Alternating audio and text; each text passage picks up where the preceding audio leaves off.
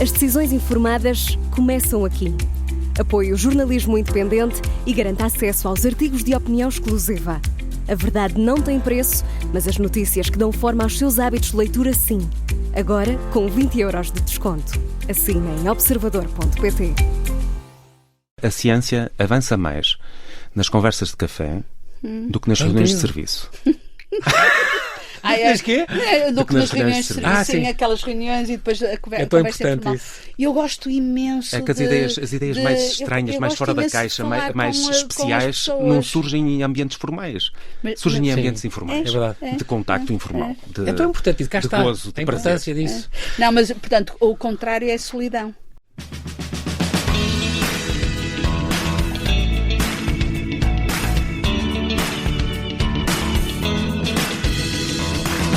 O que é de facto a doença de Alzheimer? O que podemos fazer agora para o prevenir? E quais os sintomas e sinais iniciais? Quais são os seus estágios de evolução? Que exames e avaliações devemos pedir? Como pedir ajuda e como aprender a cuidar destes casos? Apesar de ser uma das doenças neurodegenerativas mais receadas da atualidade e com um número crescente de casos, a doença de Alzheimer ainda não tem cura. Mas a ciência tem vindo a evoluir. Os neurologistas Belina Nunes, da Clínica da Memória, no Porto, com mais de 40 anos de prática, e Álvaro Machado, é responsável pela consulta da memória do Hospital de Braga, são os autores de Quando a Memória Falha, um guia bem útil para compreender, prevenir e tratar a doença de Alzheimer e outras demências. Vamos estar atentos, pois é no presente, em cada momento do agora, que o cérebro constrói o seu amanhã. Olá, Belina Nunes, e olá, Álvaro, bem-ajam por ter aceitado este meu convite. Bem-vindos os dois ao Observador, vindos, eu ia dizer quase diretamente do Porto e de Braga. É um grande prazer estar aqui convosco. Muito obrigado, o prazer é nosso. Eu vou começar a apresentar a Belina, que tem a ver com esta Clínica da Memória no Porto. Ela nasceu lá, tem um nome engraçado por causa de uma bisavó, porque além da Belina Carlyle, que não era bem assim, não conheço mais nenhuma. Conhece mais alguma Belina com o seu nome? Pois não. Pois não, o meu nome até o momento é único e eu apelo a todas as portuguesas que tenham um nome igual para, por favor, contactarem e dizerem-me: não, Belina, não estás sozinha no mundo, nós estamos aqui para te fazer companhia. Este nome vem da minha bisavó materna, que era uma pessoa maravilhosa, que era uma pessoa horrenda, com feitio horrível. Maco mais cobras. Maco mais cobras era o que diziam. Eu não. Graças a Deus, vão uma saber joia. que eu sou uma joia de pessoa. A Belina diz que é um modelo híbrido. Ela vem de uma educação familiar tradicional, típica, provavelmente católica, imagino, e depois viveu a adolescência nos anos 60 e nos 70, portanto aqui vamos saltar esta parte Vamos saltar essa parte. da adolescência e com tudo o que fez. E agora sim, está numa fase mais descansada e eu queria só fazer, e falámos da bisavó, queria fazer uma homenagem aqui ao seu avô, porque o seu avô tinha uma pequena loja onde a Belina adorava sentar-se no degrau e ficar a ouvi-lo enquanto ele falava com os clientes. Será que vem daí o seu gosto por ouvir histórias de pessoas? Vem certamente. E não só ouvir, olhar as pessoas. Okay. Eu sentava-me, o degrau dava para a rua. Eu ficava no degrau, ouvia a conversa nas minhas costas e via as pessoas que passavam e observava. Ainda hoje falávamos sobre isso, eu e o Álvaro, e ele diz: mas isso não é neurologia. Estávamos a falar assim, de casos. Não foi assim propriamente. Não foi bem assim, mas foi quase. Eu já reponho a verdade. Não foi bem assim, mas foi caso. Sim. Isso é mais psiquiatria. Sim. E eu disse assim: não, isto é, eu gosto, mas é de literatura. Eu gosto de ouvir histórias. Os dois adoram ler, o que é muito bom. Pronto, eu gosto de ouvir histórias. Sim, eu gosto de conhecer profundamente, ou mais profundamente. É uma curiosidade. E essa curiosidade vem do degrau. Exato. A curiosidade que eu tenho por ouvir as pessoas, por conhecer as histórias das pessoas, vem desse degrau. O degrau da observação. Muito giro. É engraçado. Lá está, observador. Eu acho um nome incrível, porque representa mesmo isso. Nós estarmos na vida a observar. Atentos aos outros, com escuta ativa. Escuta ativa. É tão importante. Muito bem, estou no sítio certo, portanto é um bom sintoma. É engraçado porque foi uma professora também, fica aqui outra homenagem às professoras, que disse à sua mãe: não, sim, a Belina tem que ir para o liceu e não para a escola comercial como estava destinada, como gostaria a sua família, se calhar. Não, porque eu não sabia pegar numa agulha e bordar. Tinha jeito para isso. Eu sou da escola ainda antiga, não é? Sim. Portanto, a minha escola primária ainda tínhamos que bordar. Eu não sabia bordar, eu picava-me, não é? Ao tentar bordar, picava os dedos e disse à minha mãe: não, eu não faço nada nada disto. Então a minha mãe foi a correr à pressa comprar umas babetes para fazer de conta que tinha eu feito em casa. Não conseguimos enganar a professora, não é? Porque via-se que aquilo era uma babete comprada. No liceu que ela era bom para ti. Então ela disse, não, ela não serve para ir para a escola nenhuma a não ser o liceu, porque ela realmente não sabe fazer, nem tricotar, nem bordar, nem fazer nada com as mãos. E lia muito, leu sempre muito. Leu o Crime e Castigo no... Crime e Castigo. À escondida, no sótão. Foi um dos meus tios, portanto, irmão da minha mãe. Não sei bem o que é que ele teria na cabeça, o que é que ele queria fazer de mim, mas o que é certo é que me entregou o Crime e Castigo, que eu ainda tenho. São 2 pequeninos livros pequeninos que eu guardei sempre, e sabe que eu não voltei a ler. Tenho receio de reler. Tenho receio de reler. Foi tão importante. Não gostar tanto. E não gostar tanto. Mas já é outra pessoa, já vai ler com outros olhos, se calhar. Por isso mesmo, não sei. Talvez um dia. Lembra-se da trama? Como é que é a sua memória? Lembro-me da dor, de perceber o sofrimento. É algo que me atrai imenso. É o abismo da alma humana. Isso não há como os romancistas russos são maravilhosos para os abismos que nós temos e os romancistas russos é difícil ultrapassá-los. Queria ser cientista. Pois queria. Quem não? Olha, que gente que não. Lá está. Mas generalizou um bocadinho, mas pronto. Mas porquê? Então, o apelo da medicina. E o filho que nos contou. É verdade, eu tenho um investigador e neurocientista. Então, também, é verdade. De quem será? Exatamente, poderia ser também. Enfim, portanto, o apelo da medicina vem de onde? Onde é que disse? Medicina e depois dentro da medicina, neurologia. Ora bem, medicina foi um bocadinho por acaso, não é? Eu queria mesmo era ser cientista. Depois, como na altura não era possível ser cientista, agora é mais fácil decidir quero ser cientista e ser. Não era tanto, não é? Não disse que eu já sou avó. É capaz as pessoas perceberem... Tem 4 netos, não é? Pois, já estamos a falar de outra época. Muito pequenina. Estamos a falar de outra época. Portanto, não podendo ser cientista, em biomédicas abriu o curso de medicina e eu fui para a medicina. Um instituto extraordinário, o Alexandre Quintanilha. Extraordinário. Entrevistei lá o Alexandre Quintanilha. Foi... Não haverá outra igual. Que eu tive a sorte de não cruzar. Haverá igual. Foi uma incrível. Sorte inacreditável. Depois, então, foi a tal aula que eu estava numa aula de neurologia, entra um senhor praticamente sem se mexer, vai ao lavatório, toma uma pastilhinha e começa a mexer-se e a falar. Mais tarde soube que era a doença de Parkinson, não é? Foi uma epifania, Belina. Foi. Uau, o que é isto? Eu quero ser isto porque um químicozinho mudou a vida deste homem que ficou normal, digamos assim. Eu queria ser cientista e então afinal havia uma pílula mágica que fazia isso por mim e que não era preciso ser eu sequer a inventá-la. Estava inventada. Exato.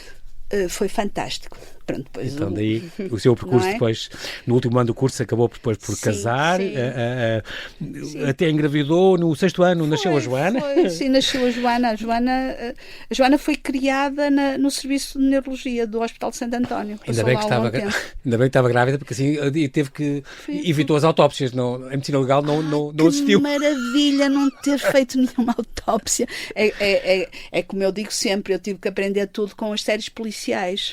Exato. É mesmo os policiais que queria dizer? Ou era as dos CSIs e essas coisas? Todas as de medicina também há muitas. Forense, não é? Forense. Exatamente. E que não têm, portanto, aquelas autópsias todas não têm cheiro a formal. Terminou a especialidade de neurologia com 20 valores. E não estudou neurofisiologia, mas não é porque era riscos, não é? Gosta de histórias, cá está. É o cérebro de risco, eu gosto de histórias. Exatamente, os riscos, enfim. Fez o primeiro estudo epidemiológico de prevalência de demência e defeito cognitivo na população portuguesa, o primeiro estudo. Sim, foi. Como é que nós somos em relação, por exemplo, aos outros europeus? Somos muito diferentes ou é mais ou menos a média? Sabe que isto já foi há uns anos grandes, não é? Sim. E atualmente o país está melhor, mal era, não é? Sim. Se não tivesse havido evolução. Não, há algumas coisas que pode estar pior. Sim. Lina, hoje em dia temos que lutar pela democracia todos os dias. Sim. E há 10 anos não era impensável. Não valia a pena. Eu estava-me a referir ao analfabetismo. Sim. Sim. Nada a ver. Como se calhar iremos falar, o analfabetismo é um enorme fator de risco para a demência. Não sabia. As pessoas sabendo mais e lendo mais, por exemplo. Vamos falar disso. Está bem, vamos falar disso. Antes de me apresentar... Só para terminar, peço desculpa. E, portanto, quando fizemos o estudo epidemiológico, ainda tínhamos uma prevalência de analfabetos grande. Okay. E, portanto, o país mudou. Sim. E hoje já não diriam os mesmos resultados. Não seriam os mesmos resultados. E estamos, da sua intuição, próximos da Europa, dos outros países nós europeus? Somos europeus, ou é muito diferente? Não somos mas próximos dos noruegueses nessas coisas? Noruegueses, não temos tanto frio como a Noruega. Não temos neve. Está bem. E assim passas pela Álvaro Machado. Álvaro, tu nasceste em Zerzedelo. Zerzedelo, isso é ao pé de Guimarães, imagino? Sim, é mais perto de Ribadave. Tu já és pós 25 de Abril, é impressionante. A Belínea é pouco antes, mas tu és já pós. 77, sim. Incrível. É bonita a tua aldeia de Zerzedelo? Não. Nunca lá vais? Ou tens lá ainda família? Vou, porque tenho a minha mãe lá e volta e meia lá vou, mas não é propriamente bonita, não posso dizer isso, não posso mentir. Em casa da tua mãe, a maravilhosa Maria da Conceição, aqui fica a homenagem à mãe, sim, mas claro. Não fica a homenagem ao teu pai, que andava contigo no autocarro e evitava-te. Quando a tua mãe engravidou de ti, ele não quis saber. Sim, porque eu fui, fruto de um amor proibido. A minha mãe era casada com outro senhor, nasceste fora do casamento, nasci fora do casamento. Por esse motivo, o casamento dela dissolveu-se e o meu pai nunca assumiu-me. Os dois ainda adotaram uma irmã, não foi? A minha mãe e o seu marido adotaram o meu irmão 10 anos mais velho. E depois tu nasceste, depois eu nasci, aquilo dissolveu-se e eu lá fiquei em casa com a minha mãe, o meu avô e o meu irmão. E o meu pai nunca mais quis saber de mim. Aliás, a única prenda que ele nunca pagou pensão de alimentos, isso nem é coisa. Não, e às vezes que foi ao tribunal por isso. Mas a prenda mais espetacular que ele me mandou nos anos foi um autorrádio. Um autorrádio, que eu fiquei muito contente. Só que não tinha carro para. E foi aquele que foi roubado quando assaltaram o carro. E tinham roubado o carro também? Não. É porque ele mais tarde assaltaram-lhe o carro e roubaram-no o autorrádio. Não, mas não é o mesmo. Exato. Mas se fosse o mesmo, não. Mas faltava-me o carro para que ele passasse rádio. O teu avô, com quem tu vivias, aliás, depois percebeste que ele tinha morrido de Alzheimer. Cá está, na altura. Hoje sabes que sim, claro, porque ele morreu quando eu tinha 10 ou 11 anos. E nós percebíamos que ele tinha assim umas coisas estranhas, juntava muitas coisas no quarto, esquecia-se um bocado. Deterioração cognitiva, estava ali. Até que uma vez a passear na Póvoa de Varzim, não é? Que os Guimarães vão para a Póvoa de Varzim, os de Braga vão para o Esposente. A passear na Póvoa de Varzim, não sabíamos dele. Ele tinha-se perdido, andámos à procura dele e então, pronto, aí era completamente claro que ele estava deteriorado e acabou por morrer 2 ou 3 anos depois. A tua medicina, o teu apelo da medicina vem de onde? O meu apelo da medicina vem da minha mãe e da vontade que ela tinha. É verdade, é algo exógeno. Não posso dizer que seja uma coisa minha. Tua mãe costureira que era uma heroína e fazia vestidos de noiva ao fim de semana, sem pagar IRS, sem pagar, obviamente, não é? Claro, para me poder manter a estudar, não é? E mesmo assim tive que ter outras ajudas. Pronto. E para ela era um orgulho tão grande que aquilo, ao fim e ao cabo, acabou por se imiscuir com a minha personalidade, com os meus desejos, com as minhas vontades, claro, e acabei por ir para a medicina. Mas não me arrependi. Porque fizeste este internato que andaste a passear nos hospitais do Santo António, em Coimbra, este de Santa Creu e São Paulo, andaste em Barcelona também. Sim. Que é um hospital lindíssimo. Também o Hospital de Braga era um hospital lindíssimo. Agora não, agora é um amarracho bom. Mas também é bonito. Mas este Barcelona é género aqueles do Gaudí, é género daquela arquitetura daquele tempo. Então não vais dizer que querias ser mesmo era poeta? Não, mas tu lês poesia a rodos, tu tens todas muito curiosas. Ele e escreve também? Ele sabe. Sabes decoras? Não, já decorei. Agora. Não, também não vou dizer. Mas ele é só todo se for aqueles brevíssimos do Alexandre O'Neill ou do Jorge Sousa Braga, que ainda eu sei de cor. Ele é todas as forças e os ginásios e a indoor cycling e não sei o quê. Não, mas ele há de escrever. Mas a leitura, a poesia. Ele há de escrever poesia. Tu tinhas esta newsletter, poemas e poetas na faculdade, sim. E não faz, eu tenho uma irmã que faz isso de vez em quando, põe-nos no WhatsApp da família. Hoje vamos lembrar Alexandre O'Neill. E então sai um poema lindo do Mourão Ferreira ou do. Sim. Tu não fazes isso, não continuas com essa folha. Devias continuar, Alva. Não continuo, não. Aquilo tem. Se faz tão bem à cabeça. É assim, há poemas assim, quando são interessantes e quando me cruzo com eles, que envio, mas envio em particular à minha mulher, ou envio aos meus filhos, porque acho que gostavam de ler. Não tenho assim nenhum WhatsApp familiar ou de amigos com quem faça isso, até porque o gosto da poesia é partilhado por pouca gente que eu conheço. E é uma coisa muito privada, muito... Está bem, mas quando é o dia, não sei de que é o dia, e a minha irmã manda assim a propósito, gosto imenso de saber, hoje faz anos que morreu o nosso pai, faz-te conta, então um poema lindo dedicado ao pai da Maria do Rosário Pedreiro. Então vem um poema lindo de pai, e eu acho isso maravilhoso, eu acho assim, um toque. É giro, pronto, vou pensar nisso. Fica aqui uma ideia, eu acho que sim. A música é que nada, tu pronto, mas tens os teus filhos. Eu adoro música. Não, mas tocar, não, nem pensar. Mas tens a filha na harpa e o baterista, o teu filho? Sim. Mas não toca ao mesmo tempo, os dois não? no conservatório. Não, ela tem está no conservatório? Estou no conservatório, sim. Ela está no... Estás perdoado. A política também te interessa, a pintura também te interessa, adoras comer, mas no entanto és muito ginasta e muito desportivo. Como é que tu consegues conciliar as duas coisas? Gostar de comer? Precisamente por isso, não é? Tens que fazer indoor cycling, sempre vais comer fora de alguma forma, não é? Eu já sei que quando exagero a comer, depois tenho que compensar de alguma forma, não é? Tenho que compensar de alguma forma. Em Braga come-se muito bem, melhor que no Porto, não sei. E depois come-se muito bem. E depois a política é engraçado que cruza-se na literatura, porque o primeiro livro que eu acho que o primeiro livro que tenho memória de ler, o primeiro livro em sério, foi A Mãe, de Máximo Gorki, que me marcou profundamente. O Crime e Castigo li bem depois, e não foi num sótão. Pois. Mas não foi às escondidas. A força das narrativas russas é impressionante. Da mãe. Sim. Porque era sob a influência dos tios. Os tios é que foram os formadores da mente e da literatura. Há outra coisa que tu gostas muito também, que é a língua portuguesa. Falámos da poesia, tem um bocadinho a ver, mas concretamente o Marco Neves, por exemplo, foi meu convidado tantas vezes aqui, e agora tem o seu podcast próprio de grande sucesso. Tem vários podcasts que eu sigo. Tem vários podcasts que eu sigo e sigo com muito gosto. Tem aquele podcast com o Sam the Kid, que é brutal, é das melhores coisas. Concerto, é incrível. É espetacular.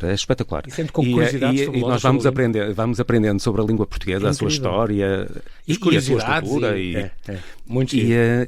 De uma forma assim tranquila e com um sentido de humor e sem aquela conflitualidade típica dos filólogos, de sempre à porra e à massa, com como é que se deve dizer isto, como é que se deve dizer... Não, ele é muito tranquilo, eu gosto muito dele. É muito divertido, e muito de alguma forma ressuscitou o gosto pela filologia que tinha já desde novo. O podcast do Português Suave no Observador, tens que ouvir. Sim, eu sou, sim. A Belina aqui tem uma série de livros, doença de Alzheimer, exercícios de estimulação, isto já tem 20 anos, ele escreveu com 15, mas pronto, exercícios de estimulação que fez com a Joana Paz, esta é psicóloga do Laboratório de Neuropsicologia do Hospital São Sebastião, de Santa Maria da Feira, na altura, consulta de neurologia, que é importante uma consulta de neurologia, este livro já saiu em 2011, da Lidl, também é muito follow da Lidl, aqui vale muito a pena. Alzheimer em 50 questões essenciais é um livro que saiu há uma década e devia estar reeditado, porque de facto o que é que quer dizer? É um guia prático. Essas perguntas, 50 perguntas. O que é que quer dizer demência? Como é que nos podemos proteger? Mas agora seriam outras perguntas. Quando é que se deve deixar de conduzir? Quais são as vantagens de ir a um centro de dia? Este tipo de coisas. Isto é muito importante. Quais os medicamentos que podem interferir com a memória? Devemos contrariar quando alguém um bocado demente diz uma coisa e está errada, devemos contrariar. Isto é muito importante. Eu acho que isto devia ser a sério. Fica aqui a sugestão para a Lidl. Devia, de facto, ser reeditado. Sim, mas nós neste... É o tal meu problema de interromper, não é? Diga, não. Mas permitiu.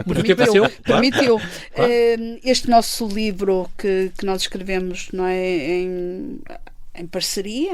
É parceria que se diz? Sim, basicamente. É parceria. Ou quatro mãos, se forem ambos ambidestros. Sim, pois, exatamente. É o que eu digo sempre. Em quatro mãos com dois teclados.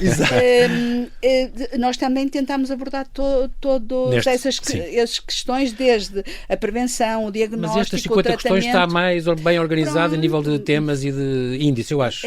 Pois, pronto, mas estão aqui, grande parte deles estão aqui. De facto, não há coisas novas, muito novas. A ética na doença de Alzheimer foi outro que editou há 6 anos. O que há de novo realmente é parte dos tratamentos, sim, não é? Que evoluíram muito. Que aí não estavam, não é? Memória de Ferro saiu há 2 anos, este seu, também já da manuscrito. Aprenda a cuidar da sua memória nas diferentes fases da vida, porque falhar de vez em quando é normal e, portanto, aí explica isso, porque perda de memória, as brancas, o que nos acontece às vezes. A Belina quer dizer uma coisa ao Álvaro, diga lá, para o zangar, mas pode dizer. acho bem. É capaz de ser um bocadinho para o irritar, é. Olha a cara dele. E sabe porque é que isto... Porque ele é atleta, Belino, olha ele. Mas não está a distância suficiente. Não tenho receio, não tenho receio. Porque enunciou uma série de livros que eu escrevi sozinha, ou aquele primeiro dos exercícios com a Joana. E agora escrevi este com o Álvaro. Exatamente. E que fique bem claro para o Álvaro, ele ainda não sabe, mas não vai ser o único livro que nós escrevemos juntos. Então isto é uma notícia de Observador em primeira mão. É uma notícia em primeira mão. Ele ainda não sabe. Porque o livro está maravilhoso e é muito importante. Não só isso, mas é muito bom. Mas é que nós vamos escrever. Nós vamos continuar a escrever juntos. Porque pronto, até ele editar poesia, porque ele vai acabar por editar poesia. Podias pôr um pequeno poema no início de cada capítulo. Não, isso. No próximo. Os problemas da memória. Lembra-te de ti, meu amor. Bem, ele é um poeta. Como ele ainda não sabe o que vai ser obrigado a fazer. Sim, pronto. Não posso estar a adiantar muito. Sim, não. Mas vai ser convidado para uma coisa especial. Vai. Okay. E havemos de voltar cá porque vai ser tão interessante que vai ter a certeza absoluta. Fico sinceramente à espera, até porque muitos assuntos vão ficar por falar. O primeiro é este: o que é a doença de Alzheimer? Esta doença neurodegenerativa, isto sabemos. Alguém me explique que foi identificada quando é que... É porque isto é as demências, há muitas qualidades de demências, isto é só mais uma. A gente está, no tempo da minha avó, não se falava de Alzheimer. Como é que é isto? Falava-se de senilidade, não era? Senilidade. Mas isto é a mesma coisa? Depois chamava-se aterosclerose. Lembra-se, não é? Senilidade, está esquecido ou perdeu-se. Era aterosclerose. Exatamente. Aterosclerose. Houve um tempo que se chamava dizia senilidade, aterosclerose. Portanto, só nas últimas décadas? Sim, mas... 20, 30 não foi anos? nas últimas décadas. Foi quando começaram a sair as primeiras séries neuropatológicas em que se percebia... Está a falar entre nós. Sim, claro, aqui, entre nós, exato, entre nós e no mundo. Entre nós, em termos a semântica modificou-se nas últimas décadas, de facto, mas já se sabe que a doença de Alzheimer era a mesma que a demência senil. Portanto, sempre existiu, digamos assim. Sim, claro, há muito tempo, claro. Então, agora só ouço falar isso agora. Nunca pensei da minha avó dizer o grande problema foi a doença de Alzheimer ter sido descrita pelo Alzheimer e por isso o nome dele. Alois Alzheimer, que era psiquiatra, que é um desgosto para nós neurologistas. Ele era neuropsiquiatra. Era psiquiatra e neuropatologista. Todos os psiquiatras são neuropsiquiatras. Neuropatologista. Sim. E ele descreveu a doença numa doente com 51 anos. Sim, portanto, que é o que nós agora chamamos de doença de Alzheimer de início precoce. E, portanto, são as tais que aparecem os primeiros sintomas antes dos 65. Isso está a aumentar, não está? Não, nós estamos a fazer mais diagnósticos precocemente, não é? Nós agora estamos a detectar mais e mais cedo. Mas as pessoas estão mais atentas, queixam-se mais. Ainda bem que disse que há várias demências. Porque não é? É pronto, porque continua aquela grande questão: é doença de Alzheimer ou é demência? Não é ou. É a doença de Alzheimer é um tipo de demência. É o tipo mais comum. O tipo mais comum. Muito bem. O que é que acontece, assim, em duas frases, o que é que acontece no cérebro de uma pessoa que tem Alzheimer?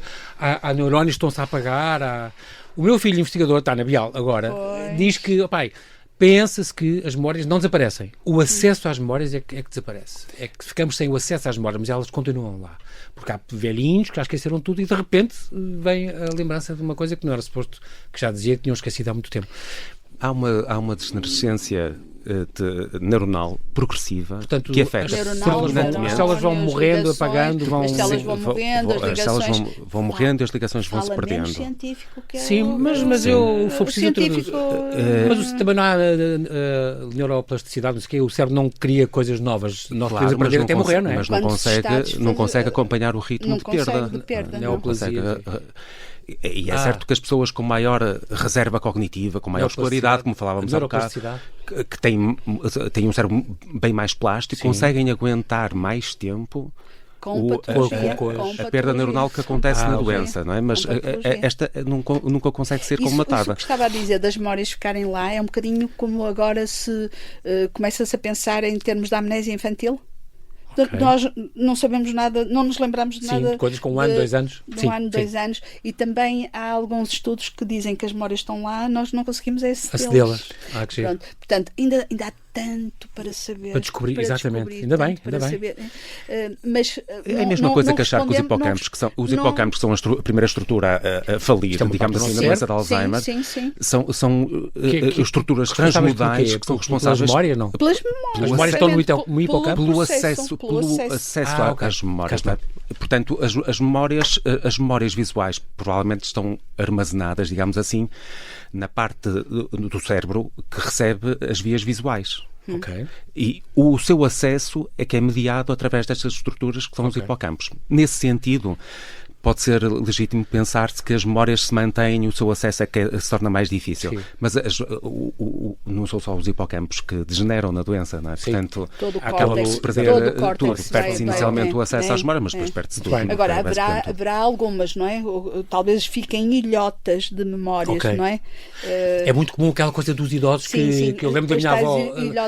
Contava coisas do meu pai com 1 ano, mas não sabia que tinha almoçado nesse dia. Claro. Isso é muito vulgar, não é? É mais idosos facilmente vão buscar memórias. Mas é que a memória antiga, a memória remota, digamos, também está atingida, só que está tão menos atingida que a recente, que parece que está que a percepção que as pessoas não está localizada nas mesmas áreas do cérebro, correto? Está bem, claro.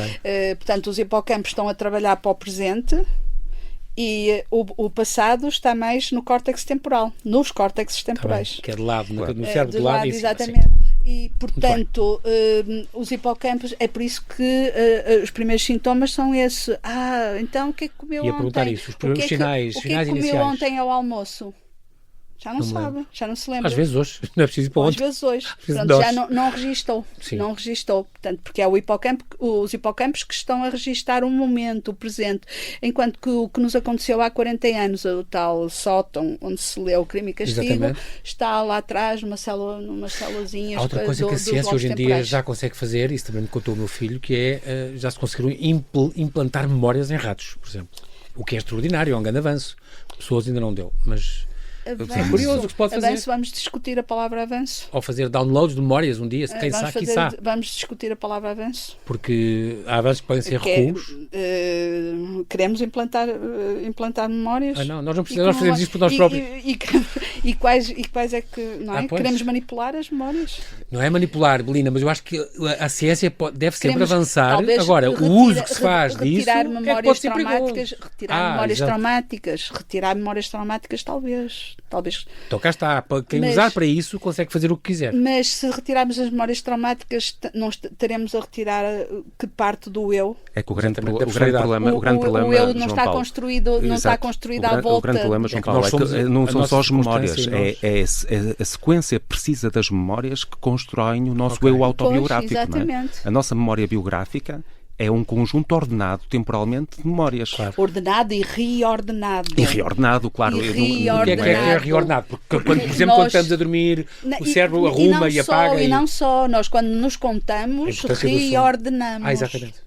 Tal história estávamos a falar antes da entrevista. Era o que estávamos a falar antes. Eu e os meus 6 irmãos, que nós somos, que vivemos a mesma coisa, mas quando nos contamos um ao outro, não é exatamente a mesma coisa. Cada vez que nos contamos. Porque nós vamos mudando também, não é? Sim. Também mudamos essas memórias. Aquele meu sótão onde conto o Crime e Castigo, não é o sótão onde eu li.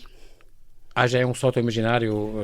É um sótão, obviamente, que genérico. já não é o sótão daquela idade. É o sótão onde vivi depois muito mais memórias. Engraçado. Não é? Mas elas estão todas aglutinadas e à volta daquele momento. É possível detectar o Alzheimer antes de aparecerem os sintomas. Há avanços na investigação, para um diagnóstico mais precoce. É isso um avanço. Isso acontece? É possível detectar os marcos patológicos da doença. A doença em si... Os tais biomarcadores. Sim, biomarcadores. Agora, se a pessoa vai desenvolver a doença ou não, vai depender de outros fatores, nomeadamente o tempo que vai viver. E há uma predisposição genética ou não? O que é que se pensa hoje? Há vários tipos de predisposição genética, não é? Há a doença de Alzheimer geneticamente determinada, não é? Okay. Em que há genes analisar num gene de um bebê e saber que tu vais ter Alzheimer? Como, por exemplo, a miopia. Tu vais ser míope. Sim, mas é tão raro.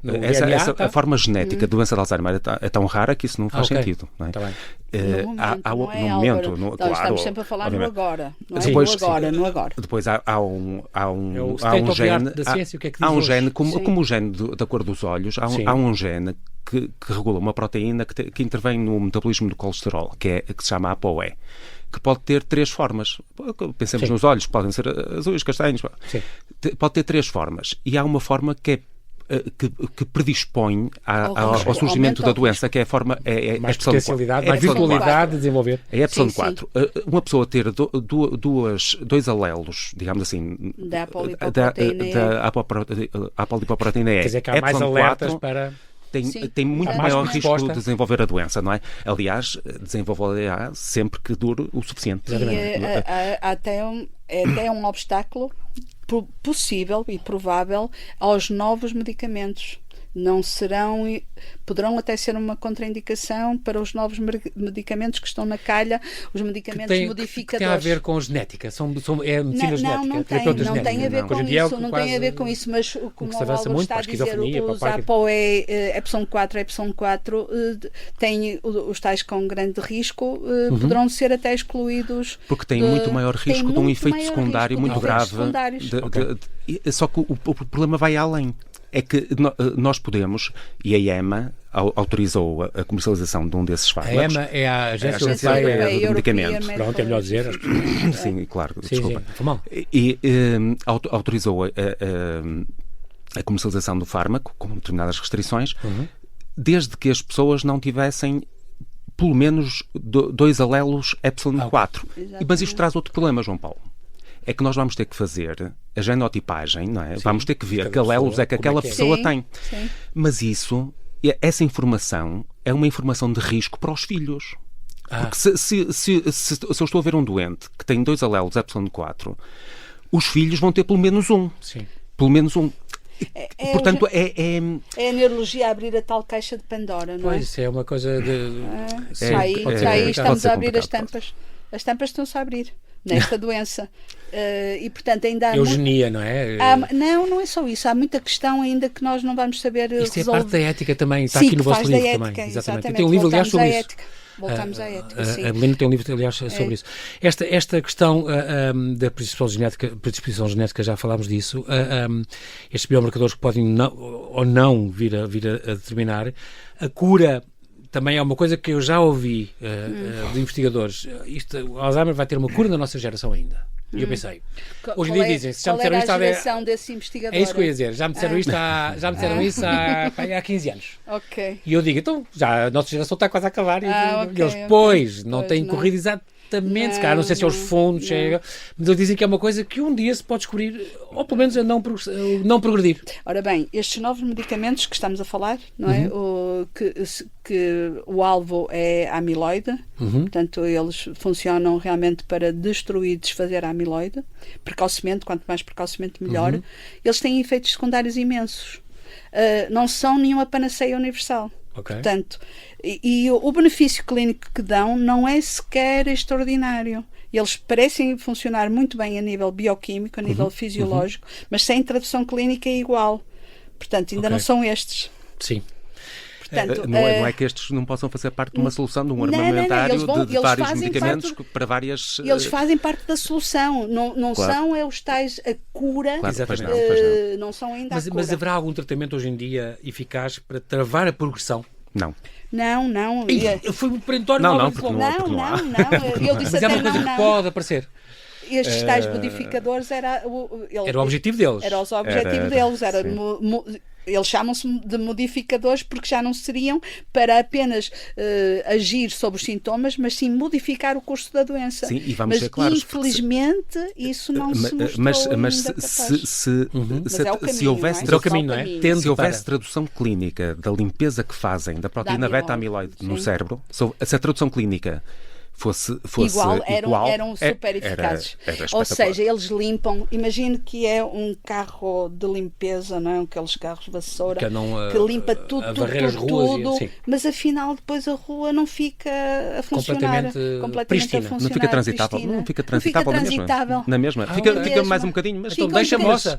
Não, fica um bocadinho transitável, mas não 100%. Em algumas estradas deixam moça.